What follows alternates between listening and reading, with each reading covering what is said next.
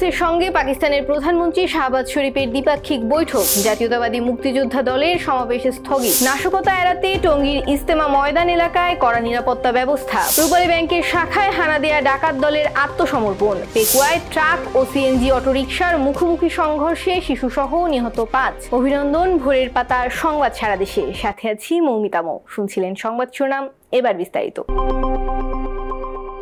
বাংলাদেশের অন্তর্বর্তী সরকারের প্রধান উপদেষ্টা ডক্টর মোহাম্মদ ইউনূসের সঙ্গে পাকিস্তানের প্রধানমন্ত্রী শাহবাজ শরীফের দ্বিপাক্ষিক বৈঠক অনুষ্ঠিত হয়েছে। বৃহস্পতিবার কায়রোতে D8 শীর্ষ সম্মেলনের ফাঁকে এ বৈঠক অনুষ্ঠিত হয়। প্রধান উপদেষ্টার প্রেস উইং এ তথ্য জানিয়েছে। D8 সম্মেলনে যোগ দিতে গতকাল বুধবার মিশর যান ডক্টর মোহাম্মদ ইউনূস। ডেভেলপিং 8 অর্থনৈতিক সহযোগিতা সংস্থার 2024 সালের শীর্ষ সম্মেলন মিশরের রাজধানী কায়রোতে অনুষ্ঠিত হচ্ছে। মিশর এই সম্মেলনে অংশ নিতে বাংলাদেশের অন্তর্বর্তী সরকারের প্রধান উপদেষ্টা অধ্যাপক ডক্টর মোহাম্মদ ইউনূসকে আমন্ত্রণ জানায়। মহান বিজয় দিবস উপলক্ষে আগামী শনিবার রাজধানীর আগারগাঁওয়ে চীন মৈত্রী সম্মেলন কেন্দ্রে মুক্তিযোদ্ধা সমাবেশ করার কথা ছিল জাতীয়তাবাদী মুক্তিযোদ্ধা দলের। এতে বিএনপি চেয়ারপারসন বেগম খালেদা জিয়া অংশ নেওয়ারও কথা ছিল, কিন্তু ওই সমাবেশ স্থগিত করা হয়েছে। মুক্তিযোদ্ধা দলের কেন্দ্রীয় সভাপতি ইশতিয়াক আজিজ উলফাত স্থগিত করার কথা নিশ্চিত করে গণমাধ্যমকে জানান, বেগম খালেদা জিয়ার শারীরিক অবস্থা সমাবেশে যোগ দেওয়ার মতো নয়। তিনি যেতে পারবেন না বলে সমাবেশ স্থগিত করা হয়েছে। উন্নত চিকিৎসার জন্য তার বিদেশে যাওয়ার কথা রয়েছে। বিদেশ থেকে ফিরলে এই সমাবেশ অনুষ্ঠিত হবে। কেরানীগঞ্জে রূপালী ব্যাংকের শাখায় হানা দেয়া ডাকাত দলের 3 সদস্য অস্ত্রসহ আত্মসমর্পণ করেছে। বৃহস্পতিবার সন্ধ্যা 5:30টার দিকে সাংবাদিকদের তথ্য জানান র্যাব 10 এর অধিনায়ক খলিলুর রহমান হাওলাদার। তিনি বলেন, আলোচনার মাধ্যমে ডাকাত দলের সদস্যরা অস্ত্রসহ আত্মসমর্পণ করেছে। তাদের কাছ থেকে 3টি অস্ত্র উদ্ধার করা হয়েছে। ব্যাংকের ভেতরে থাকা জিম্মিদের মধ্যে কেউ হতাহত হননি। অর্থ লোপাটের ঘটনাও ঘটেনি। এর আগে বৃহস্পতিবার দুপুরে কেরানীগঞ্জ রূপালী ব্যাংকের শাখায় ঢুকে পড়ে 3 ডাকাত সদস্য। পরে তারা গ্রাহক কর্মকর্তা সহ 12 জনকে অস্ত্রের মুখে জিম্মি করে। বিষয়টি জানতে পেরে থানায় খবর দেয় স্থানীয়রা। পরে পুলিশ, র্যাব ও সেনাবাহিনীর সদস্যরা ঘটনাস্থলে পৌঁছে ব্যাংক ভবন ঘিরে ফেলে। এ সময় বিপুল সংখ্যক মানুষ সেখানে উপস্থিত হয়। এক পর্যায়ে জিম্মিদের মুক্তির বিনিময়ে নিজেদের সেফ এক্সিট দাবি করে ডাকাত দল। পরে আলোচনার মাধ্যমে যৌথ বাহিনীর কাছে আত্মসমর্পণ করে ডাকাতরা। পূর্ব ঘোষিত ডিম ও মুরগির উৎপাদন বন্ধের কর্মসূচি প্রত্যাহার করেছে বাংলাদেশ পোল্ট্রি অ্যাসোসিয়েশন। আগামী 2 মাসের মধ্যে সরকার বিপিএ এর 10 দফা দাবি পূরণ করবে বলে আশ্বস্ত করায় কর্মসূচি প্রত্যাহার করেছে সংগঠনটি। বৃহস্পতিবার গণমাধ্যমে পাঠানো সংবাদ বিজ্ঞপ্তিতে তথ্য জানানো হয়। এর আগে 15 ডিসেম্বর গণমাধ্যমে পাঠানো এক বিজ্ঞপ্তিতে আগামী 1 জানুয়ারি থেকে ডিম ও মুরগির উৎপাদন বন্ধের কর্মসূচিতে যাবে বিপিএ।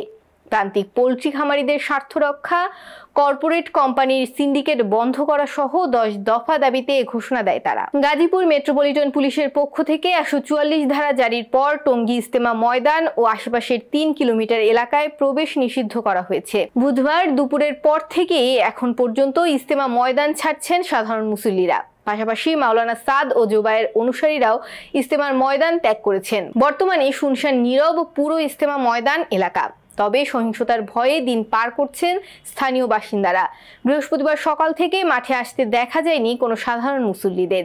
ইজতেমা ময়দান সহ আশেপাশের এলাকা ও মহাসড়কে মোতায়েন রয়েছে পুলিশ, র্যাব, বিজিবি ও সেনাবাহিনীর সদস্যরা। এদিকে রাতের আধারে টঙ্গী বিশ্ব ইজতেমার মাঠ প্রস্তুতে কর্মরত নিরীহ তাবলিগ জামাতের সাথী ও আলেম ওলামাদের উপর সাতপন্থীদের হামলা ও হত্যার প্রতিবাদে শরীয়তপুরে মানববন্ধন অনুষ্ঠিত হয়েছে। বৃহস্পতিবার বেলা 11টায় জেলা প্রশাসক চত্বরে শরীয়তপুর জেলার সর্বস্তরের তৌহিদি জনতার ব্যানারে এই মানববন্ধন অনুষ্ঠিত হয়। এছাড়া গভীর রাতে মাওলানা সাদপন্থী ও মাওলানা জুবায়ের পন্থীদের সংঘর্ষে নিহতদের হত্যাকারীদের বিচারের দাবিতে কিশোরগঞ্জে সর্বস্তরের তৌহিদি জনতার ব্যানারে প্রতিবাদ সমাবেশ ও বিক্ষোভ মিছিল অনুষ্ঠিত হয়েছে। বৃহস্পতিবার দুপুরে কিশোরগঞ্জের ঐতিহাসিক শহীদি মসজিদ প্রাঙ্গণে এক প্রতিবাদ সমাবেশ শেষে বিক্ষোভ মিছিলটি শহরের প্রধান সড়ক প্রদক্ষিণ করে মার্কাজ মসজিদে গিয়ে শেষ হয়। কক্সবাজারের পেকুয়ায় ড্রাম, ট্রাক ও সিএনজি অটোরিকশার মুখোমুখি সংঘর্ষে শিশুসহ 5 জন নিহত হয়েছে।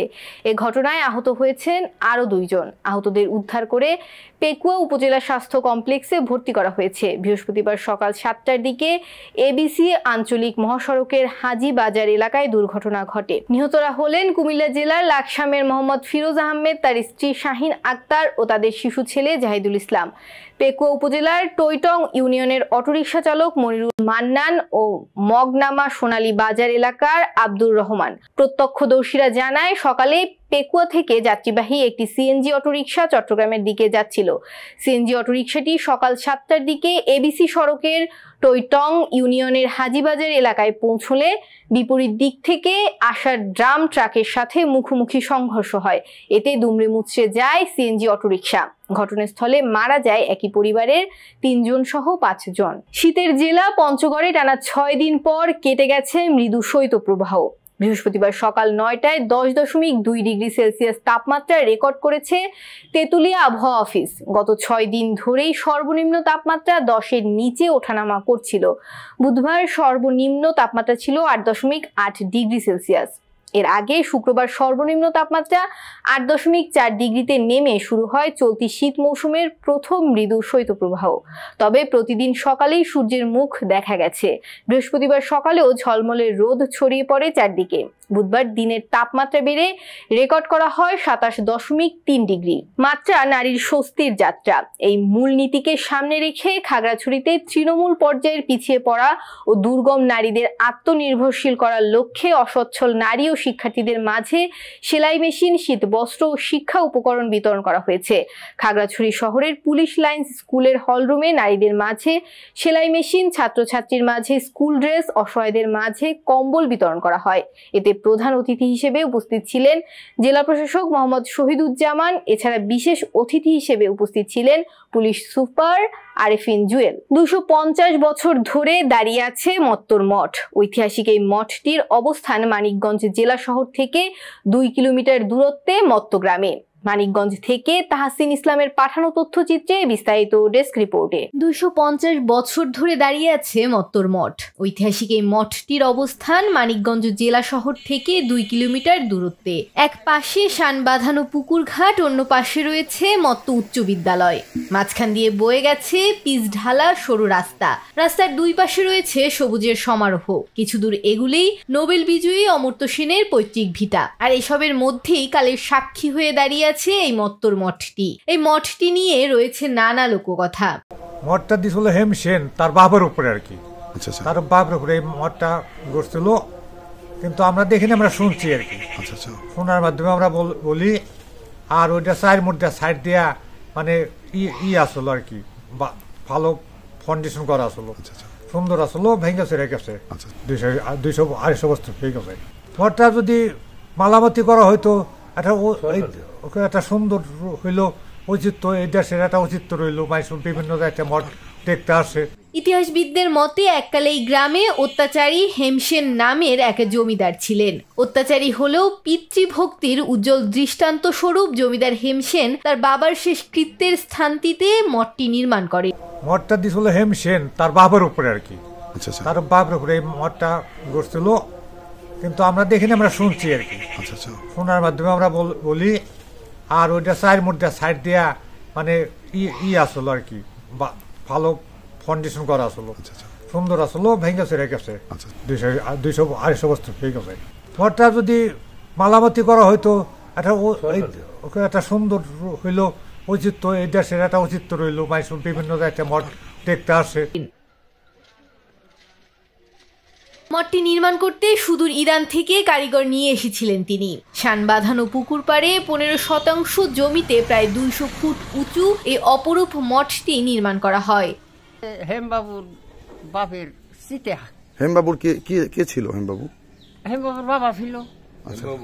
কে ছিল হেমবাবু? হেমবাবু কে ছিল না, ওই বাড়ি আলাই, ওই মঠালা যারা জমিদার, ব্রিটিশের আমলের জমিদার হেমবাবু। আচ্ছা, কি কারণে দিছিল তাহলে? ওটা দিছিল আপনার ওই সীতার কারণে। কার চিতা ওটা? ওটা ওই যে হেমবাবুর বাবার চিতা। আচ্ছা, ওরা চাইতেছি এখন যদি সরকার যদি মঠটা ভালো করে দেয় তাহলে আমরা দেখতে পারুম, মুরব্বীকে নাম দইল। কিন্তু প্রয়োজনীয় পৃষ্ঠপোষকতা ও সরকারি বেসরকারি উদ্যোগের অভাবে মঠটি আজ ধ্বংসের পথে। মঠটি হারাচ্ছে ঐতিহ্যের নান্দনিক নির্মাণ শৈলীর সৌন্দর্যকে। তাই সরকারের পৃষ্ঠপোষকতায় সংস্কার করে ঐতিহ্য ধরে রাখার দাবি এলাকাবাসীর। প্রাচীন এই নিদর্শনটিকে প্রত্নতাত্ত্বিক বিভাগের সাথে এবং বৈজ্ঞানিক পদ্ধতিতে সংস্কার করার আশ্বাস মানিকগঞ্জ জেলা প্রশাসক ডক্টর মনোয়ার হোসেন মোল্লার। আপনাকে ধন্যবাদ। আপনি যেই প্রসঙ্গটা এনেছেন, আসলে আমি কয়েকদিন আগে অমর্ত্য সেনের স্মৃতিবিজড়িত মত্ত অঞ্চলে যাই, মত্ত গ্রামে। ওখানে গিয়ে আমি মত্ত মঠ দেখতে পাই। দেখে আমার কাছে ওই জিনিসটা খুবই খারাপ লেগেছে যে আসলে এটা একটা প্রত্নতাত্ত্বিক সম্পদ বাংলাদেশের ছিল। ওই মঠটার মধ্যে অনেক প্রাচীন শিলালিপি বা কারুকার্য আছে, যেটা হয়তো টেকনিক্যাল লোকজন আরো ভালোভাবে বুঝিয়ে বলতে পারবে। আমার কাছে মনে হয়েছে যে এখনো যেই অবস্থায় আছে, আমরা যদি বৈজ্ঞানিক পদ্ধতি অবলম্বন করে কম্পিউটারাইজড কোনো মেথডে মডেলিং করে এই স্ট্রাকচারটা সংস্কার করার উদ্যোগ নিতে পারি, তাহলে মনে হয় এটা একটা বাংলাদেশের জন্য একটা ভালো একটা কাজ হবে। প্রত্নতাত্ত্বিক অধিদপ্তর যদি এইটা এইভাবে সংস্কার করতে পারে, এই সমস্ত স্ট্রাকচার নিয়ে যারা গবেষণা করে তারাও উপকৃত হবে। পাশাপাশি প্রত্নতত্ত্বের বা আর্কিওলজির বা আর্কিটেকচারের ছাত্রছাত্রীরাও এই জিনিসটা দেখে তারা পড়াশোনায় কাজে লাগাতে পারবে, গবেষণা করতে পারবে। অতি দ্রুতই সংশ্লিষ্ট দপ্তর প্রাচীন এই নিদর্শনটিকে টিকিয়ে রাখতে কার্যকর পদক্ষেপ নিবে, এমনটাই দাবি এলাকাবাসীর। ডেস্ক রিপোর্ট, ভোরের পাতা। শীত বাড়ার সাথে সাথে পটুয়াখালী বিভিন্ন পয়েন্টে শীতের পোশাক নিয়ে বসেছে খুচরা ব্যবসায়ীরা। স্বল্প মূল্যে মিলছে সেসব দোকানে রং বেরঙের শীতের পোশাক। কেউ কেউ বসেছে টং দোকানে, আবার কেউ বা ভ্যানে করে বিক্রি করছে এইসব পোশাক। তবে শীতের পোশাকের এসব ফুটপাতের দোকানের সংখ্যা বাড়লেও কাম্য সংখ্যক ক্রেতার দেখা মিলেনি এসব দোকানে। বেচা বিক্রিও তেমন না, তাই বিপাকে পড়েছে দোকানিরা। ব্যবসা তো দূরের কথা, এইভাবে চললে চালান টিকানো নিয়ে আশঙ্কায় ব্যবসায়ীরা। দেখা যায় জেলার চৌরাস্তা, ডিসি স্কয়ার, পুরাতন শিশু পার্ক সহ বিভিন্ন জায়গায় শীতের পোশাক বসেছে ফুটপাত ব্যবসায়ীরা। এসব দোকানে বিক্রি হচ্ছে বিভিন্ন জ্যাকেট, সোয়েটার, বাচ্চাদের শীতের পোশাক। এছাড়াও বিক্রি হচ্ছে নানা ধরনের কম্বল। ব্যবসায়ীরা দুশ্চিন্তায় পড়লেও কম মূল্যে মানসম্মত পোশাক ক্রয় করতে পেরে খুশি ক্রেতারা। সংবাদ শেষ করার আগে শিরোনামগুলো আরেকবার। ডক্টর মোহাম্মদ ইউনূসের সঙ্গে পাকিস্তানের প্রধানমন্ত্রী শাহবাজ শরীফের দ্বিপাক্ষিক বৈঠক। জাতীয়তাবাদী মুক্তিযোদ্ধা দলের সমাবেশ স্থগিত। নাশকতা এড়াতে টঙ্গীর ইজতেমা ময়দান এলাকায় কড়া নিরাপত্তা ব্যবস্থা। রূপালী ব্যাংকের শাখায় হানা দেয়া ডাকাত দলের আত্মসমর্পণ। পেকুয়ায় ট্রাক ও সিএনজি অটোরিকশার মুখোমুখি সংঘর্ষে শিশুসহ নিহত 5। এই ছিল আজকের ভোরের পাতার সংবাদ সারা দেশ। সর্বশেষ আপডেট পেতে চোখ রাখুন ভোরের পাতায়। ধন্যবাদ।